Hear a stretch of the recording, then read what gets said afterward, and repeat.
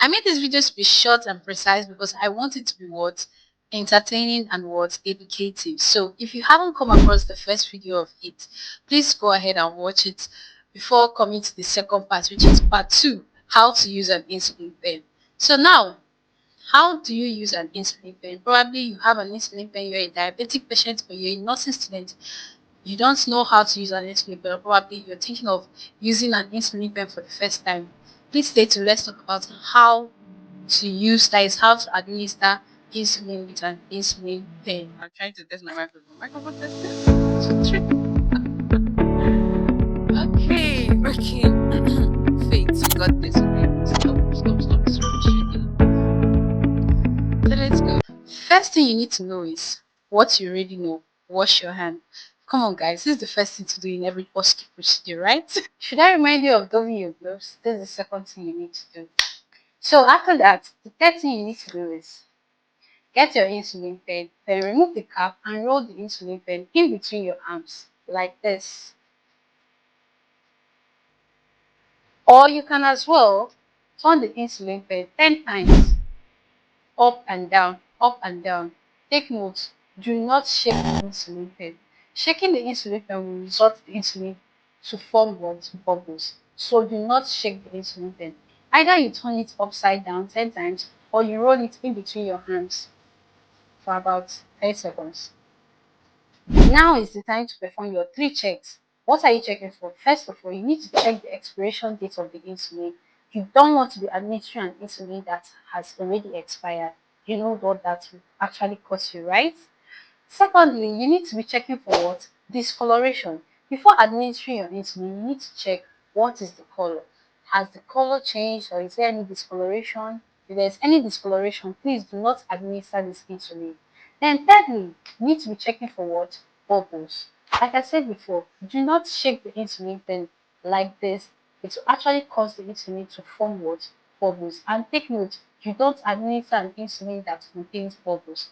All you have to do, or what next you need to do, is to do what? Is to remove the bubbles when priming the insulin pen. After performing your 3 checks, now this is the time you use your what? Your spirit swab or absorbable swab to clean the top of the insulin pen where the what? Where the insulin needle would be what? Attached. Now this is an insulin needle. You remove the insulin needle cover and then attach the insulin needle to the insulin pen. First of all, you have to place it directly and then rotate it in an anti-clockwise manner, not clockwise, anti-clockwise. Make sure it is attached firmly. Then after that, you remove the first insulin cap, which is this. The next thing you need to do is priming the insulin pen. Now, priming is simply done to do what? To ensure that insulin is what? Is present at the needle of the insulin pen, and also to remove any bubbles that is present, if any has actually formed prior to administration.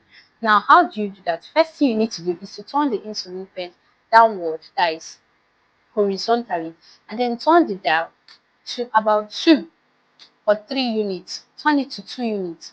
After that, then you turn it upside down and then tap the cartridge 2 or 3 times. 1, 2, 3. And then you remove the cap of the insulin, the inner cap, and then push the dial to ensure that what? There's a drop of an insulin. Now that the drop has appeared, you have primed your insulin pen. You may want to repeat this particular procedure 2 to 3 times. Take note, once you remove this, do not allow any surface to touch the what? The insulin needle. As you can see, the needle is very tiny, and as a result of that, it does not cause any pain. Like, it's very comfortable and convenient to use. After priming your insulin pen, the next thing you want to do is to select the dosage, that's the amount of insulin you would want to administer. So, if you simply want to do that, you have to turn your insulin pen horizontally and then turn to the dial. Make sure the dial is facing you. This is the insulin dial. Now, this insulin dial will be facing you. Then you select the particular amount. Let's say, for example, 12. After selecting it, the arrow should be pointing at the particular dosage you actually want to choose. So after choosing your insulin dosage, the next thing you need to do is what? Select the site for administration. If you're giving it to a patient, ask the patient, where would you like to be administered? Then you also tell them that either your outer thigh, upper back of your arm, or upper buttocks, or probably the abdomen. If the patient chooses the insulin site, then the next thing you need to do is to what? Clean the site with an alcoholic swab in a circular motion, inward outward. After cleaning the site, then the next thing you need to do what? Is to place your insulin at an angle 90 degrees and inject it directly into the subcutaneous tissue. Before injecting, you need to check the client's tissue, that is the client's weight. If the client is thin, then you will need to do what? You will need to torque the skin. That's pinching the skin, that's pinching it. But if the client is not thin, the client is fat, there's enough adipose, there's enough subcutaneous tissue, then you don't need to pinch the patient or tug the skin. You just need to do what? You don't need to pinch the patient. You go ahead and administer the insulin at an angle 90 degrees straight into the subcutaneous tissue. After administering, then you have to wait and count for 10 seconds.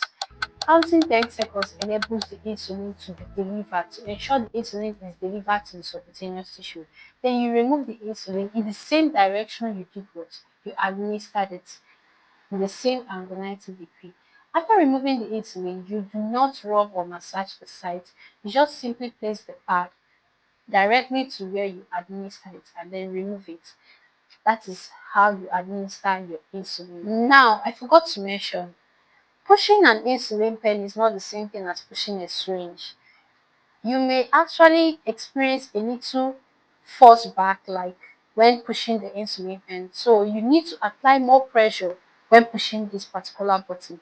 You apply more pressure when pushing it. So this will require you to do what? Hold the insulin by this side, by the cartridge.